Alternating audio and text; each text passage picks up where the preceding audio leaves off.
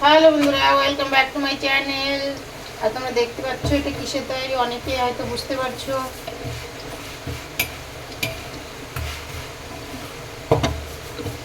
এই যে মাদার্স ডের জন্য ডান্স হচ্ছে, ছেলে মেয়ে আর ভাগ্নি নাচছে, তেরি উঙ্গলি পকড়কে চলা, সেই গানটাই।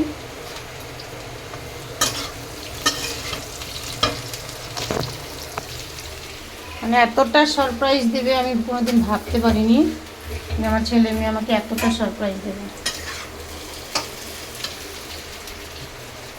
গানের মিউজিকটা দিতে পারছি না, তোমরা তো অনেকে জানোই কপিরাইট চলে আসে বাইরের থেকে মিউজিক দিলে, ওই জন্য মিউজিকটা দিইনি এই জায়গায়।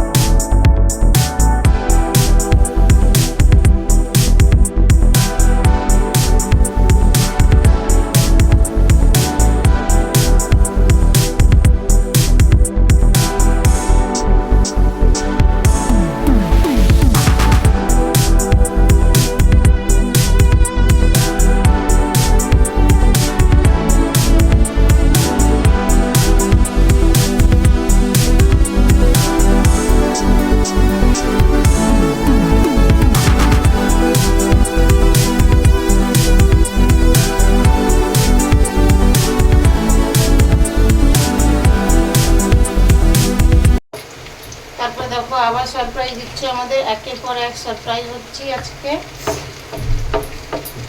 আমাদের চোখ বেঁধে রেখেছে, আমরা ভাবছি জানি না কি করবে। আর আমাদের চোখ বাঁধার পরে ছোটবেলাকার কথা খুব মনে পড়ে গেল। আর পাশে যেটা আছে ওটা তো আমার বোন, আর আমার বোনের ছেলে আর আমার ছেলে চোখ বাঁধছে কেমন করে দেখো। আমার বারবার কানে ব্যথা পাচ্ছিল, বলছি তো যে কিছু হবে না কিছু হবে না, একটু সময়।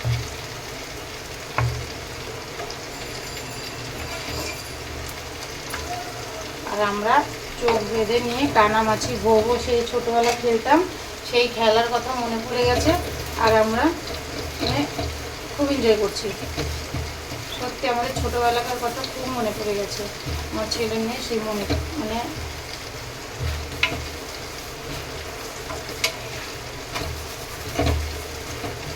আমাদের সেই সুযোগটা করে দিয়েছে। আর আমি তো খুব এক্সাইটেড ছিলাম, জানি না কেন এতটাই খুশি হচ্ছিল যে খুশিতে আমার চোখে জলই বেরিয়ে গেছে। আর জীবনে প্রথমবার ফার্স্ট টাইম যে এইরকম সারপ্রাইজ পাবো আমি জানি না। আর সত্যি মা হওয়া একটা ভাগ্যের ব্যাপার, আর সারপ্রাইজ হওয়া তো আরও বেশি। দেখো আমরা কেমন করে খেলছিলাম।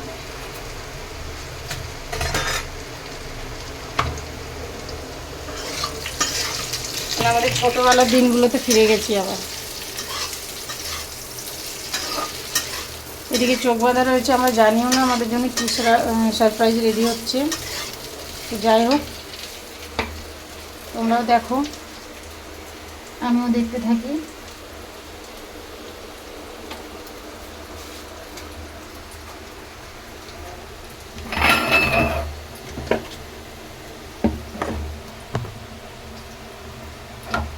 আর সামনে যে কেকটা দেখতে পাচ্ছ এটা আমার মেয়ে নিজে হাতে বানিয়েছে।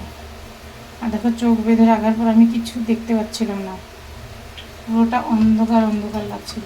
আর এই দেখো পুরোটা ঘর কেমন করে বেলুন দিয়ে সাজিয়েছে, হ্যাপি মাদার্স ডে লিখে। আর একটা ড্রয়িং করেছে ওর সঙ্গে করে, পুরোটা ঘর এত সুন্দর করে সাজিয়েছে আমি ভাবতেও পারিনি। কেননা আমায় পুরো বিকেল বাইরে রেখেছে, বলেছে আজকে কোথাও যাওয়ার আছে, বাবা বলেছে রেডি হয়ে থাকতে, কোনো অনুষ্ঠান বাড়িতে যাবে তোমাকে আর মাসিকে। আমার বড় দিদিকেও বলেছিল, কিন্তু বড় দিদির একটু অসুবিধার কারণে আসতে পারিনি।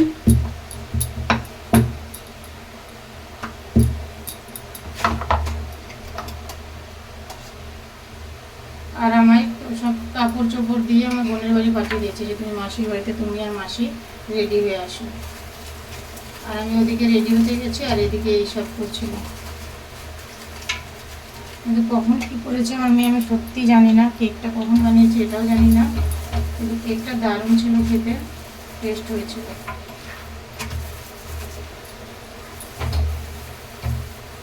আর এই নিজে হাতে কেক বানিয়ে মাকে দিয়ে কাটানো সত্যি মানে আমি গর্ববোধ করি আমার এইরকম ছেলে মেয়ের জন্য।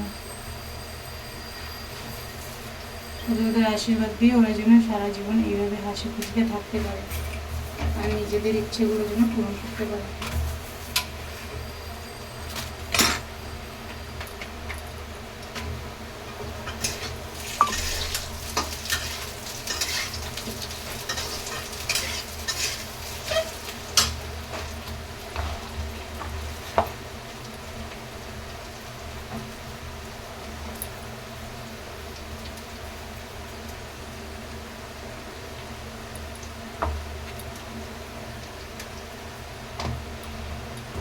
দেখো কেক কাটছি আমি, আমার বোন দুজন মিলে আমি বলছি যে সব ছেলে মেয়ে চলে আয়, সবাই একসঙ্গে কাটবো, কারণ মেয়ে তো ক্যামেরা ধরেছিল ওই জন্য আসতে পারিনি। আমার বোনের মেয়ে, আমার ছেলে, আর আমার বোনের ছেলে, আর পাশের বাড়ি একটা মেয়ে।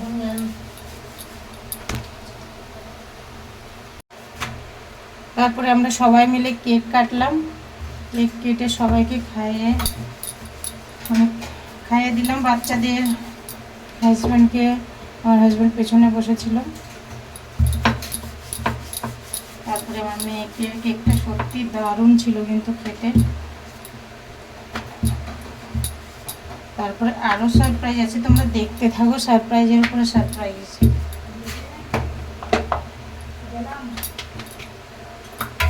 কারণ এটা তো কিছুই না, এটা তো শুধু ট্রেলার, এবার সারপ্রাইজ, আসল সারপ্রাইজ তো কখন আসবে। আর মেয়ে যে এত তাড়াতাড়ি বড় হয়ে যায় সত্যি আমি বুঝতে পারিনি যে আমার মেয়ে কবে আর কখন এত বড় হয়ে গেল।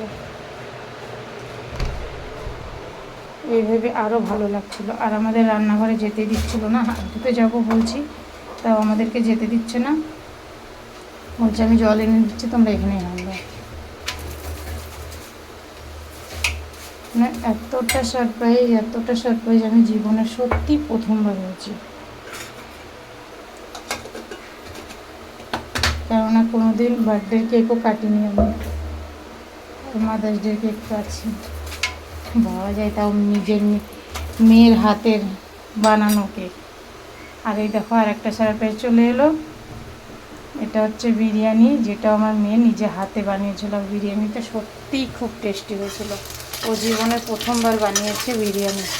আমি তোকে পরে অনেক বকা দিলাম যে তুই এইভাবে রান্নাঘরে কেন গেছিস, আঁকা মানে গ্যাস চুলোর ব্যাপার তুমি তো জানোই, বুঝতেই পারছো, একটু ভয় করে।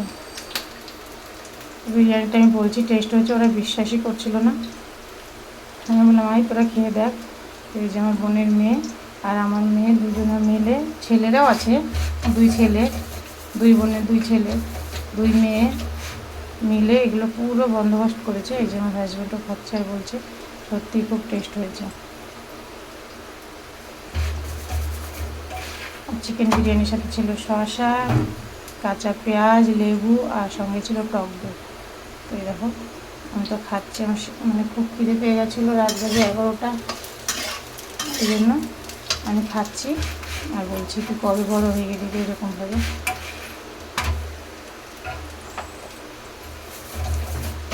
একটা ভাগ্যর বিষয়, সত্যি মেয়ে থাকা একটা ভাগ্যর ব্যাপার। তোমরা যারা বলো না মেয়ে হয়ে কী করবে, ছেলে হলে ভালো হতো, সেখানে আমি বলবো দেখো দুটোই দরকার, ছেলেও দরকার মেয়েও দরকার। ছেলে যেমন বংশের প্রদীপ, মেয়েও কিন্তু ঘরের লক্ষ্মী। এই যে আমার মেয়ে, তোর মেয়েকে সবাইকে বললাম তোরাও খেতে বসে যা, অনেক রাত হয়ে গেছে, সবাই একসঙ্গে খেয়ে নি। বোনের খাওয়া হয়ে গেছে, বোনের খাওয়া হয়ে ছেলেকে খাওয়ালো, আর আমি এখনও খাচ্ছি, স্বাদ নিয়ে খাচ্ছি একটু একটু করে। আমার খেতে খেতে পুরো 11:30 বেজে গেছে, 11টা থেকে। আর এতটা গরম লাগছিল সেটা বলে বোঝাতে পারবো না। আরও একটা সারপ্রাইজ বাকি আছে, তোমরা দেখতে থাকো। এরপরে গিফট দেওয়ার, কি গিফট দিল আমার মেয়ে দেখো।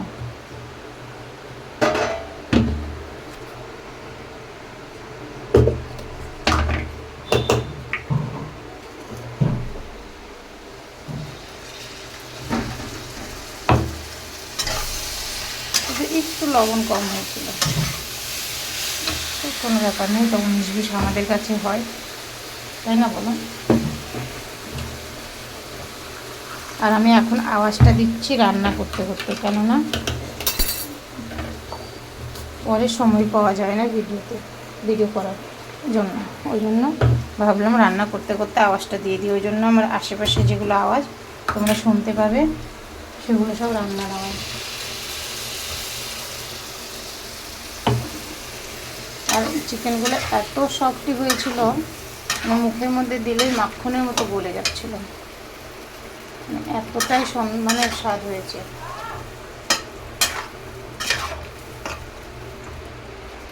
আর অতটুকু একটা বাচ্চা মেয়ের কাছে আর কি চাও বলো। এত সুন্দর করে কেক বানিয়ে দিয়েছে, এত সুন্দর করে বিরিয়ানি বানিয়ে দিয়েছে, এতটা সারপ্রাইজ করেছে, সত্যি আমি অনেক গর্বিত যে আমি মেয়ের মা। এই দেখো, আমার বললাম না এতটা গরম লাগছিল, আমি খেতে বসে পুরো ঘেমে গেছি, বাথরুমে গিয়ে গাও ধুয়ে আমি জামাকাপড় চেঞ্জ করে নিয়েছি। তারপরে যে গিফট দিয়েছে আমার মেয়ে, আর গ্রাম থেকে ফোন এসেছিলো, ফোনে কথা বলতে বলতে আমি এই যে গিফটটা খুলছি, তোমরাই দেখো গিফটটার মধ্যে কি আছে। সুন্দর না?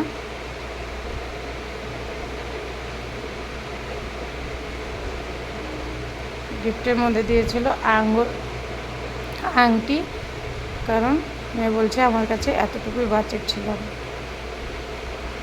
আর আমরা নিউজ দেখছিলাম তো ভারত পাকিস্তানে, সেটা দেখতে দেখতে কথা বলছিলাম। এই যে আংটি দিয়েছে, আংটিগুলো কিন্তু খুব সুন্দর। মেয়ে বললো বাজেট নেই, এতটুকু বাজেট হয়েছে, ওর পকেট মানি থেকে এতটা করে